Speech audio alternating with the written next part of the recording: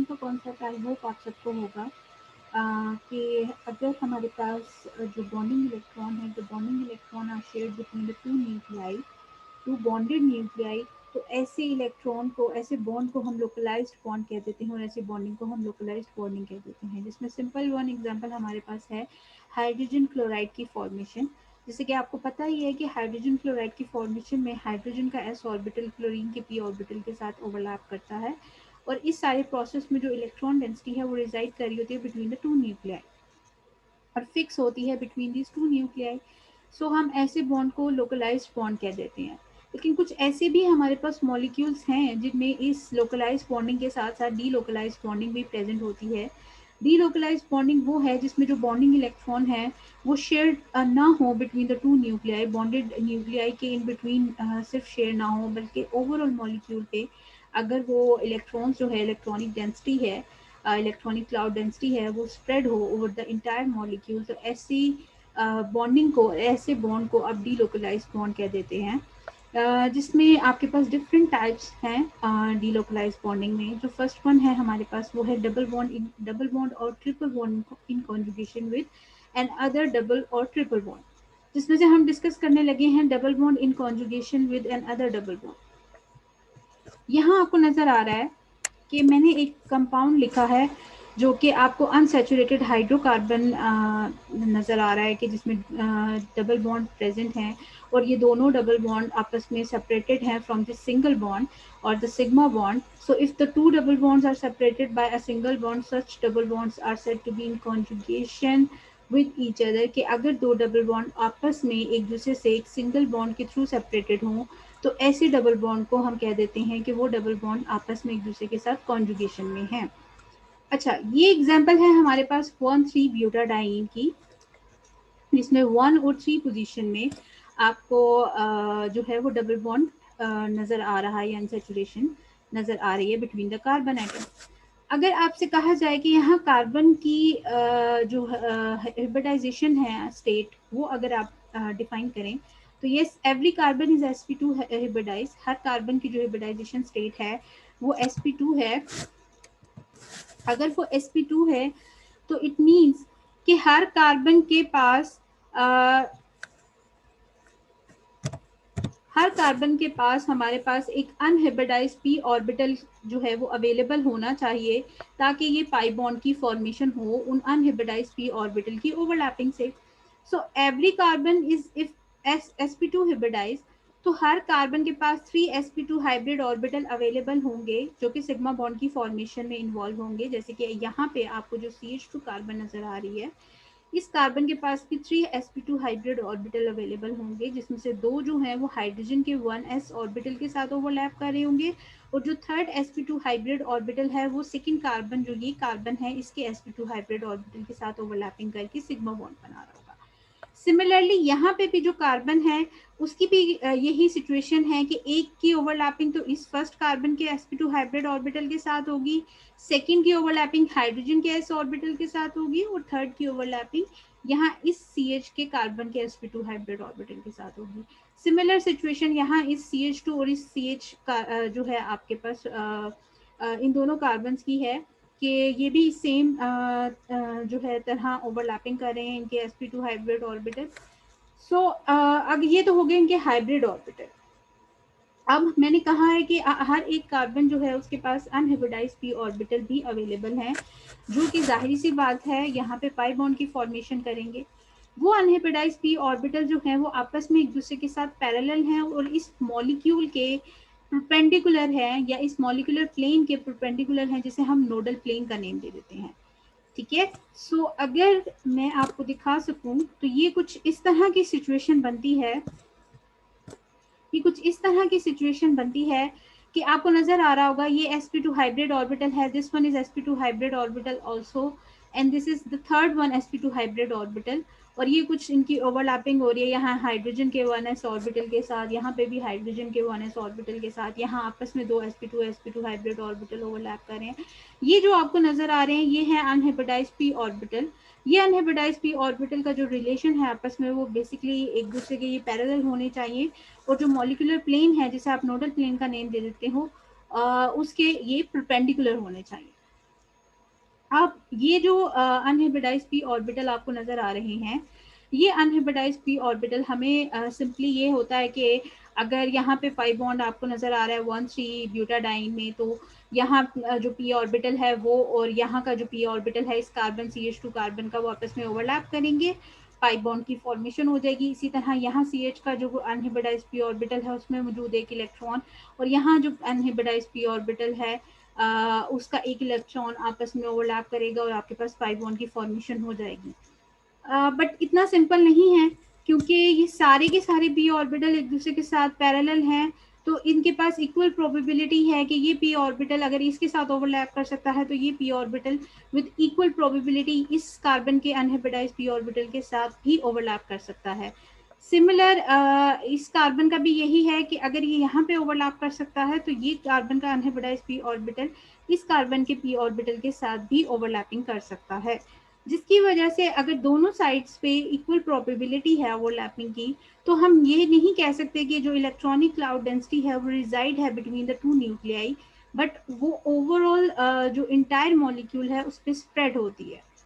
इसी को हम आगे फर्दर एक्सप्लेन करते हैं।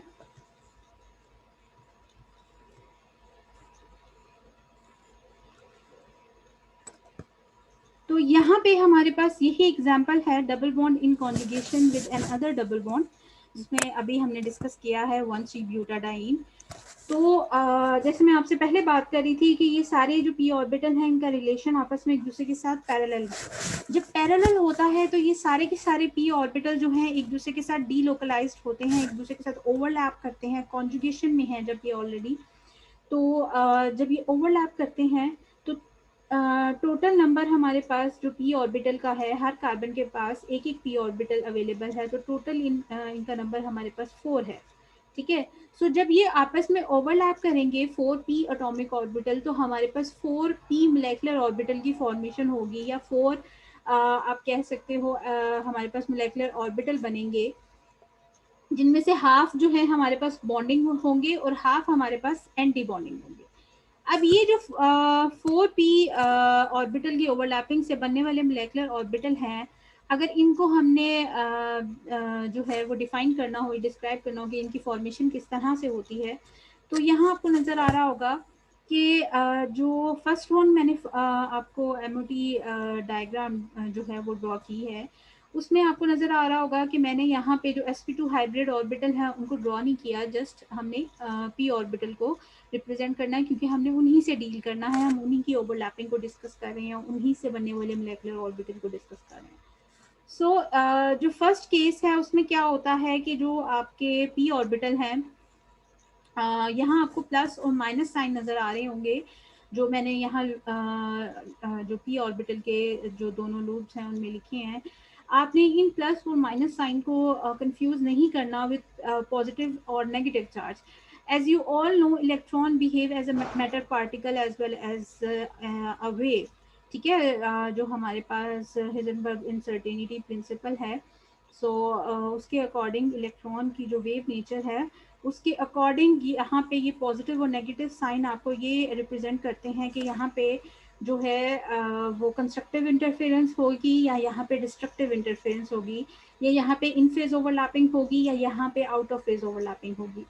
सो पहली कंडीशन हमारे पास ये है कि ये सारे के सारे जो पी ऑर्बिटल हैं ये कंस्ट्रक्टिव इंटरफेरेंस करते हैं, कंस्ट्रक्टिव ओवरलैपिंग करते हैं, या इन फेज ओवरलैपिंग या एडिशनल ओवरलैपिंग करते हैं। जब भी एडिशनल ओवरलैपिंग आपको नज़र आती है तो वहाँ पे कहीं पे भी नोड की फॉर्मेशन नहीं होती। नोड वो पॉइंट होता है जहाँ पे जो प्रोबेबिलिटी है of the finding electron density वो ऑलमोस्ट ज़ीरो होती है हमारे पास। सो अगर ये सारे के सारे कंस्ट्रक्टिव ओवरलैप कर रहे हैं या एडिशनल ओवरलैपिंग कर रहे हैं, तो उस केस में जो नोड की फॉर्मेशन है वो नहीं होगी और आपके पास पहला बॉन्डिंग मोलेकुलर ऑर्बिटल बनेगा।